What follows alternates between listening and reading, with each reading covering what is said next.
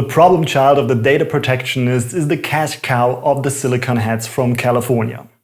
WhatsApp makes negative headlines again and again, and slowly the question arises, do they want to look like assholes? It's not so clear. That's why I'm throwing around of facts for the data miners and take a close look on WhatsApp's fingers. Here we go.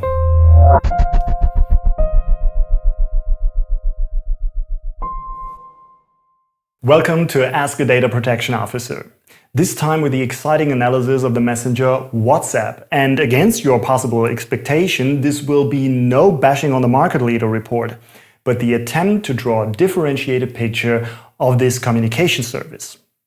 We want to examine the security of the currently leading messengers and include technology, law, and economics. That's why I've come up with some points to make this check possible and help you to classify the results correctly. After all, the point is that you can make an informed and voluntary decision. Because I know that most of us can't do much with long prefaces, here are the final results for WhatsApp. WhatsApp offers end-to-end encryption for all messages and media. Metadata is deliberately excluded from this and used and resold by the parent company Facebook for advertising purposes.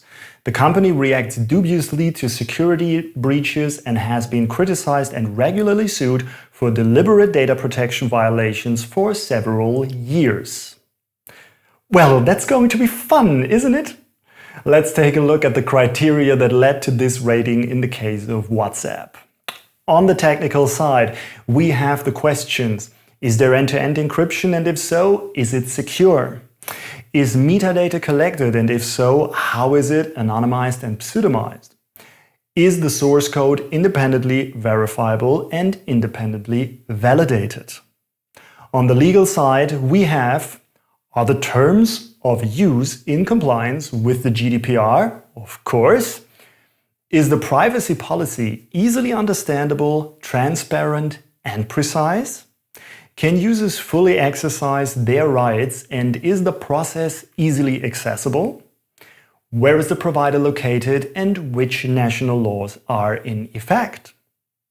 And on the business side, we conclude with: what is the provider's business model? What is the asset value and ownership? And what aspirations for the future are known? So the bar is relatively high. I'd say let's get comfortable and let's ask WhatsApp, what's up?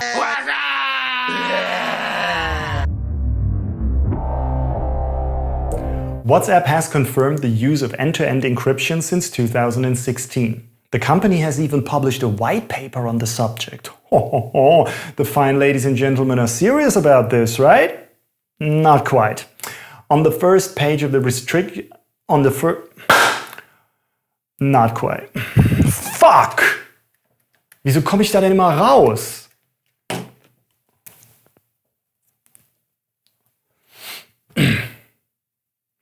WhatsApp has confirmed the use of end-to-end encryption since 2016. The company has even published a white paper on the subject. The fine ladies and gentlemen are serious about this? Not quite. On the first page, the restriction to messages and calls is shown.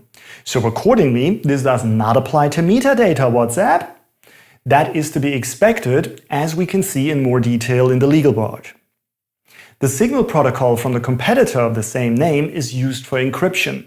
Although this is praised among crypto specialists, it of course only secures the data that WhatsApp encrypts with it. And there is a lot needing to be taken into account here, which of course makes WhatsApp look a little dodgy. Backups that every user can make automatically or independently are always stored unencrypted and on Google Drive services. At this point, there is this strange lump in the throat. You want to give the board of WhatsApp and Facebook Inc. a knuckle sandwich right in the kisser. When it comes to collecting unencrypted metadata, the messenger's crypto clown becomes a real nerd. WhatsApp requires a phone number for registration. To contact another user, the local address book must be exchanged with the server, and group chats are also managed in plain text by the server. In addition, there is the usual usage data of when, where, how long, with whom and why. So let's take a look one step at a time. The unencrypted phone number offers hackers the opportunity to easily identify and target user accounts for takeover, as happened in 2011 and 12. Transferring the local address book makes all contacts in your address book potential victims of such attacks. It also represents a data protection breach, which we will discuss further in a moment. Probably the most crucial vulnerability are the group chats. These are managed by WhatsApp servers and can add or remove users at will. Even though the creator of the group is supposedly informed about this, it does not rule out misuse. WhatsApp is run on the company's servers and has disclosed the client's source code, but it is considered inauthentic by experts. Mainly this is because no one can check whether the published code is also the one currently used in the servers in the app. According to a security test by the online magazine Heise, WhatsApp's end-to-end encryption functions for messages can also be confirmed across operating systems and devices. On the legal level, we are talking about WhatsApp and Facebook Inc., two companies that have almost not gone a year without public nuisance since their respective founding. Here's a little history of WhatsApp's security breaches for you.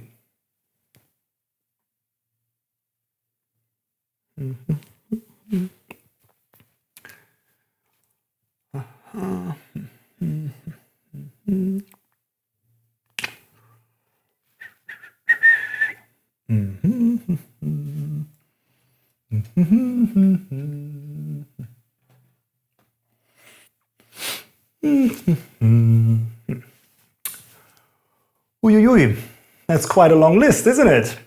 But of course we are not negatively influenced by this, because we are interested in the current state. WhatsApp has recently come under criticism and ridicule because of the controversial change in their terms of use. This is about the transfer of data between WhatsApp, Facebook and other companies. I've linked you to a video on this above.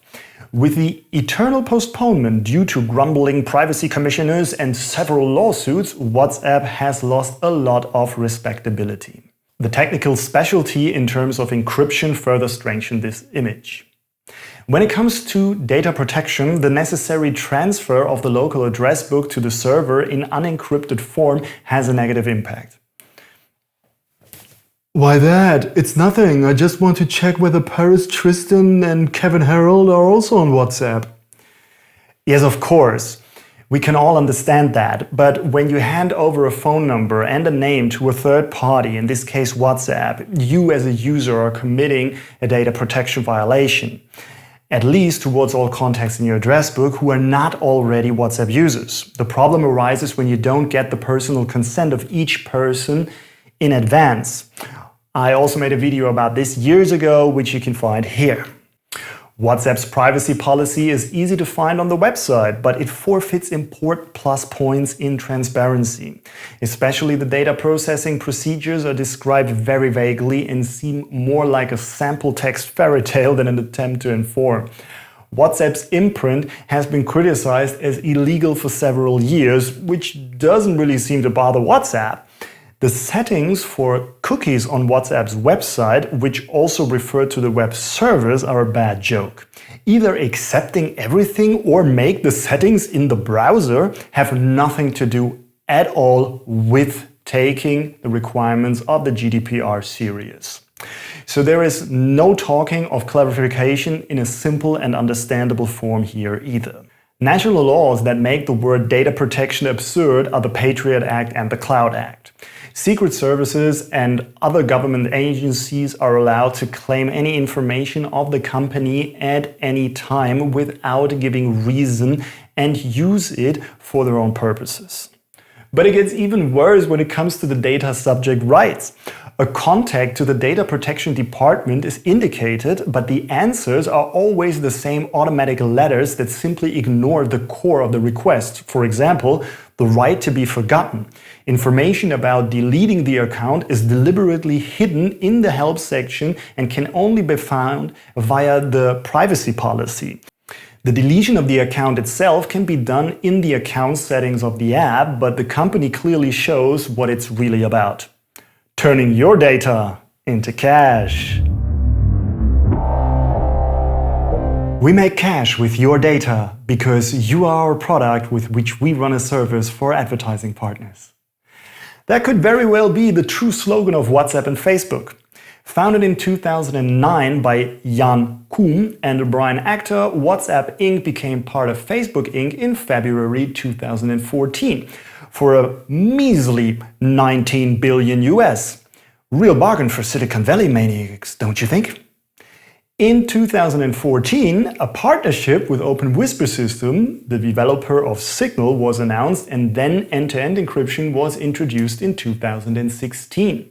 Not to be confused with the encryption that was supposedly implemented in 2012, which of course must be a lie, as the security breaches have already shown.